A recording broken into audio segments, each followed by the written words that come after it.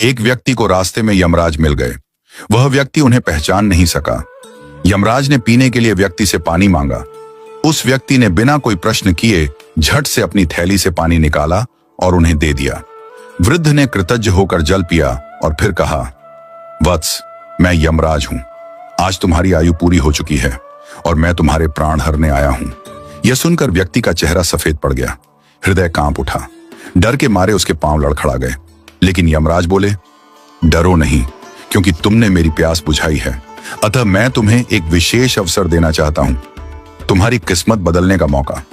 उन्होंने एक डायरी उसके हाथ में थमाई और कहा, इस डायरी में जो तुम लिखोगे वही सच हो जाएगा। तुम्हारे पास ठीक 5 मिनट का समय है। जितना चाहे लिख लो, पर ध्यान रहे केवल 5 मिनट। इसके बाद समय समाप्त हो जाएगा और डायरी मेरे पास लौट आएगी। व्यक्ति का भय थोड़ा कम हुआ। वह सोचने लगा, अब तो मेरी किस्मत मेरे हाथ में है, मैं सब कुछ बदल सकता हूं। उसने जल्दी जल्दी डायरी खोलनी शुरू की। पहला पृष्ठ देखा। वहां लिखा था, तुम्हारा पड़ोसी रामदीन कल लॉटरी जीतकर करोड़पति बनने वाला है। व्यक्ति को ईर्ष्या हुई। उसने लिखा, रामदीन की लॉटरी रद्द हो जाए, वह गरीब ही रहे। दूसरा पृष्ठ लिखा था, तुम्हारा मित्र रघु चुनाव जीतकर मंत्री बनने वाला है। व्यक्ति ने लिखा, रघु चुनाव हार जाए, उसे अपमान झेलना पड़े। तीसरा पृष्ठ, तुम्हारा छोटा भाई विदेश जाकर बड़ा व्यापारी बनने वाला है।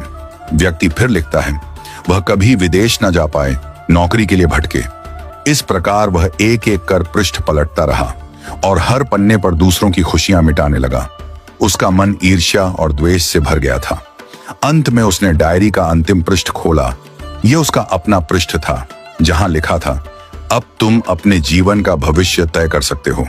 वह मुस्कुराया, पेन उठाया, लेकिन तभी एक ठंडी सी आवाज आई, वत्स, तुम्हारा 5 मिनट का समय समाप्त हो चुका है।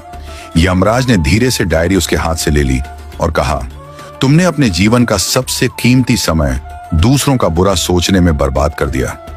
न स्वयं के लिए कुछ लिखा, न अपने जीवन को सुधारने की कोशिश की। यह अवसर तुम्हें ईश्वर ने दिया था, पर तुमने अपनी दुर्बुद्धि से उसे खो दिया। अब पछताने से कुछ नहीं होगा। व्यक्ति फूट फूट कर रोने लगा। हे यमराज, एक मौका और दीजिए, बस एक बार। यमराज शांत स्वर में बोले, वत्स, समय और अवसर दोनों यदि एक बार निकल जाएं, तो फिर लौट कर नहीं आते। यही सत्य है, यही धर्म है। और फिर यमराज अदृश्य हो गए। समय अनमोल है, इसे सोच समझकर उपयोग करो। ईर्ष्या और द्वेष जीवन को नष्ट कर देते हैं। यदि ईश्वर तुम्हें कोई शक्ति या अवसर देता है, तो उसका उपयोग अपने और दूसरों के कल्याण के लिए करो। दूसरों का बुरा चाहने से तुम्हारा भला नहीं होता।